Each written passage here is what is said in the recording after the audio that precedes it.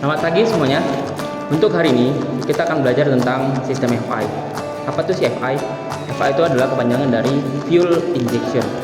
Fuel itu adalah bahan bakar, injection adalah tekanan. Jadi bahan bakar yang ditekan atau bahan bakar yang dirubah dari bahan bakar cair menjadi gas itu berdasarkan dari tekanan dan cara kerjanya berdasarkan elektrikal. Dan kita hari ini akan mempelajari dasar FI dan kita akan bandingkan dengan sistem karburator.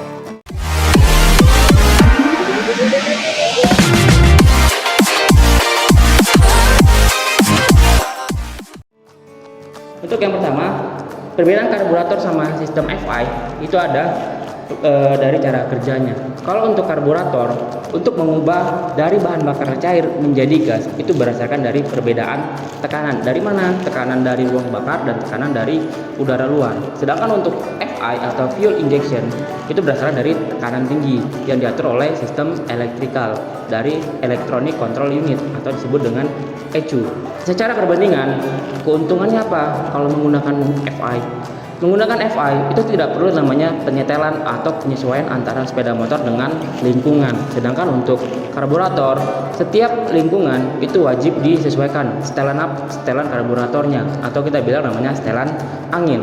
Tapi kalau di FI tidak ada yang namanya setelan, langsung mengadaptasi atau langsung menyesuaikan sepeda motor dengan lingkungan. Kenapa? Karena di sistem FI itu banyak sensor yang mengontrol dan mengecek atau mendeteksi keadaan mesin dan keadaan lingkungan. Dari segi perawatan, sistem FI itu lebih gampang karena setiap bulannya itu hanya pengecekan. Untuk karburator setiap bulannya harus dibersihkan dari apa? Dari debu atau kotoran yang dari saringan hawa. Kalau untuk FI itu pembersihannya kapan? Setiap 10.000 km atau 10 bulan sekali. Untuk perawatan berkala gimana? Untuk sistem FI itu untuk perawatan berkala tetap ada pengecekan setiap bulan menggunakan alat yang namanya YDT atau menggunakan alat tambahan elektrikalnya. Kemudian kenapa harus dipasang sistem FI? Yang pertama, untuk mengontrol emisi gas buangnya lebih bagus. Kenapa? Pada saat kita menghidupkan sepeda motor di pagi hari atau kita menghidupkan sepeda motor, kalau kita hirup gas buangnya pada saat pagi hari, kalau itu bau atau itu terasa menyengat, itu akan menyebabkan gas buang yang cukup beracun atau jadi bahan bakarnya juga terlalu boros. Kemudian yang kedua adalah untuk mengontrol efisiensi bahan bakar atau yang disebut dengan kita mau irit sepeda motornya, kita harus menggunakan sistem FI karena konsumsi bahan bakar itu tergantung dari namanya lingkungan sama kebutuhan mesin. Beda dengan karburator, konsumsi bahan bakar tergantung dari penggunanya, cara tutup bukanya throttle valve atau disebut dengan gasnya. Kemudian biaya perawatannya lebih murah. Kenapa? Setiap bulannya hanya servis pengecekan saja, tidak ada pembongkaran atau pembersihan. Yang keempat adalah teknologinya. Teknologi, kita sudah menggunakan sistem komputerisasi atau setiap pengecekan menggunakan komputer. Jadi dari 4 keunggulan ini kita sangat jelas jauh berbeda dengan karburator. Yang pertama adalah dari konsumsi bahan bakarnya itu sangat jauh berbeda. Kemudian untuk sistem FI kita pelajari lebih detail lagi atau dasarnya. Sistem FI itu ada 3 bagian penting. Yang pertama adalah sensor group. Yang kedua adalah control group. Yang ketiga adalah actuator group.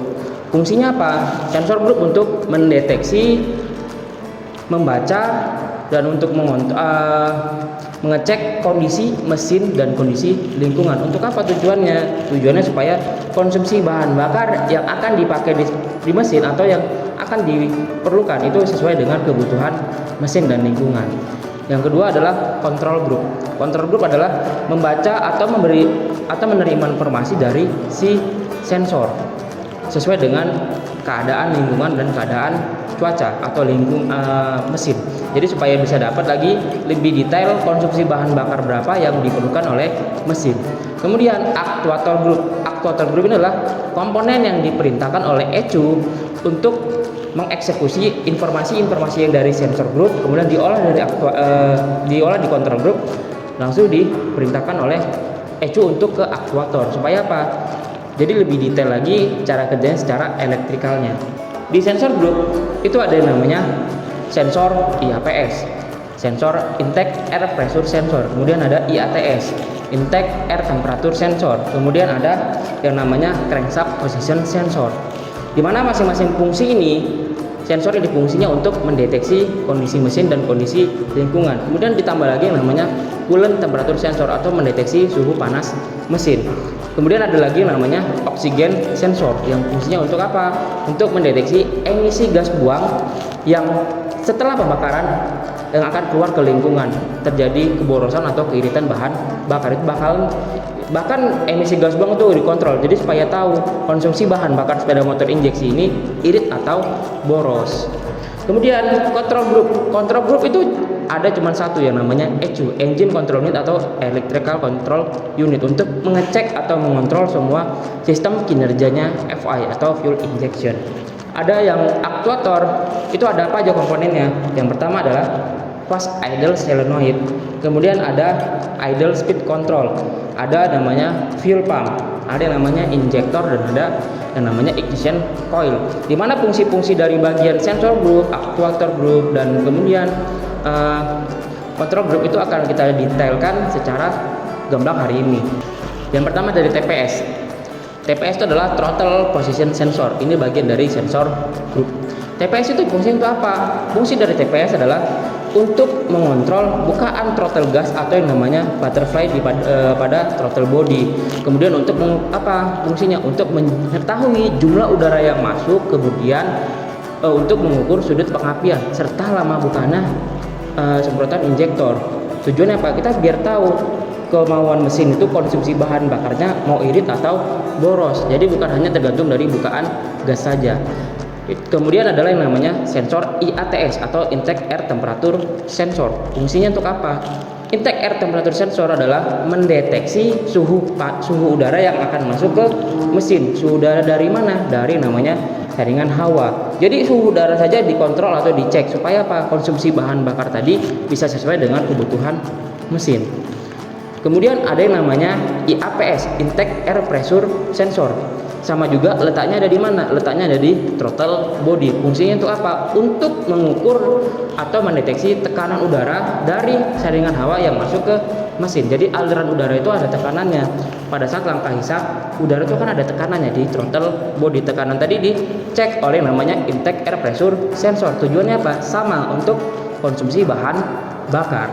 Jadi dari tiga sensor ini ada sensor ada sensor throttle position sensor, kemudian ada intake air temperature sensor, kemudian ada intake air pressure sensor. Itu letaknya di mana? Di throttle body, atau yang kalau kita lihat di sepeda motor fuel injection itu yang seperti karburator. Tapi kalau di full injection itu namanya throttle body. Dari tiga sensor ini itu dijadikan satu tempat yang namanya MAQS. MAQS Modulated Air Quantity Sensor, yang artinya adalah untuk mengukur kualitas dan jumlah udara yang masuk ke ruang bakar.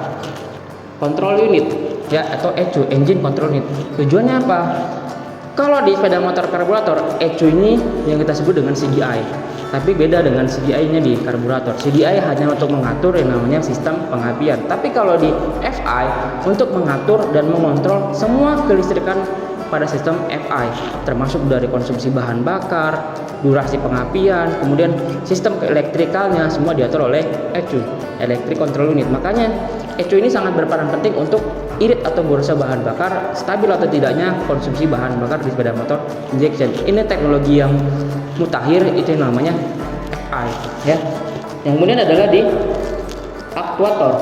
Setelah ada yang namanya udara dicek suhunya, tekanannya, kemudian jumlahnya, itu akan kemana? Informasi ke ECU. Kemudian ECU nyuruh apa? Nyuruh yang namanya fuel pump. Fuel pumpnya adalah bagian dari aktuator. Fuel pump letaknya di mana? Di tangki bahan bakar untuk menyemprotkan bahan bakar atau untuk mensuplai bahan bakar secara tekanan. Kemudian fuel pump itu akan memumpahkan bahan bakar yang akan ke injektor. Injektor juga termasuk dari sistem atau bagian dari aktuator ya. Injektor inilah yang akan berfungsi berapa banyak jumlah bahan bakar yang akan disuplai ke mesin yang melalui intake manifold ya. Lama atau banyaknya sedikitnya bahan bakar itu tergantung dari kondisi mesin yang setelah dicek dari jumlah bahan bakar, jumlah udara atau suhu udara yang masuk serta putaran mesinnya sendiri ya. Dari sinilah bisa ketahuan kita mau iritnya bahan bakar atau boros bahan bakar, tergantung dari komponen sensor group, kemudian control group, dan kemudian adalah aktuator group. Di sinilah fungsi pentingnya 3 item atau 3 komponen besar yang ada di sistem FI. Demikian dari saya, kita lanjut lagi di minggu depan untuk pembelajaran FI secara lebih detail lagi. Oke, terima kasih.